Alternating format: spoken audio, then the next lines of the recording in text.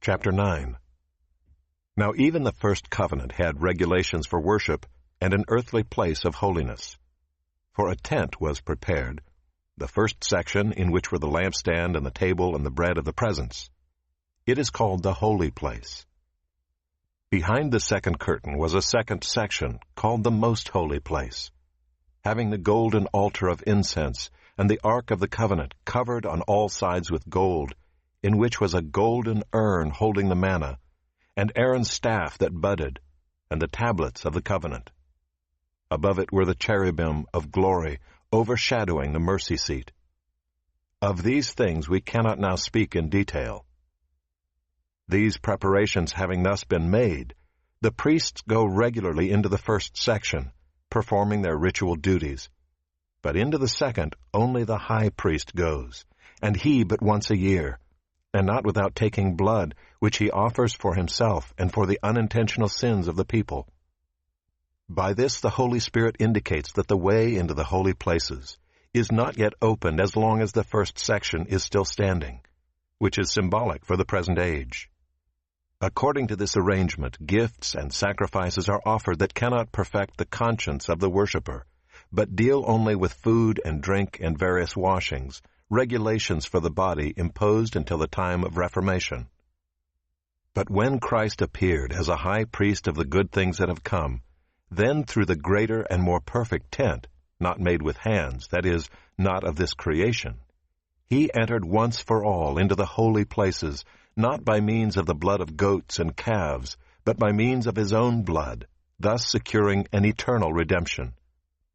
For if the blood of goats and bulls and the sprinkling of defiled persons with the ashes of a heifer sanctify for the purification of the flesh, how much more will the blood of Christ, who through the eternal Spirit offered himself without blemish to God, purify our conscience from dead works to serve the living God?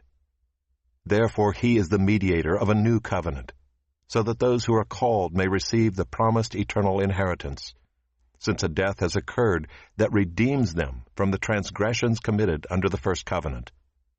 For where a will is involved, the death of the one who made it must be established. For a will takes effect only at death, since it is not in force as long as the one who made it is alive. Therefore, not even the first covenant was inaugurated without blood. For when every commandment of the law had been declared by Moses to all the people, he took the blood of calves and goats, with water and scarlet wool and hyssop, and sprinkled both the book itself and all the people, saying, "This is the blood of the covenant that God commanded for you." And in the same way he sprinkled with the blood both the tent and all the vessels used in worship. Indeed, under the law almost everything is purified with blood, and without the shedding of blood there is no forgiveness of sins. Thus it was necessary for the copies of the heavenly things to be purified with these rites, but the heavenly things themselves with better sacrifices than these. For Christ has entered not into holy places made with hands, which are copies of the true things, but into heaven itself, now to appear in the presence of God on our behalf. Nor was it to offer himself repeatedly, as the high priest enters the holy places every year with blood not his own, for then he would have had to suffer repeatedly since the foundation of the world. But as it is, he has appeared once for all at the end of the ages to put away sin by the sacrifice of himself.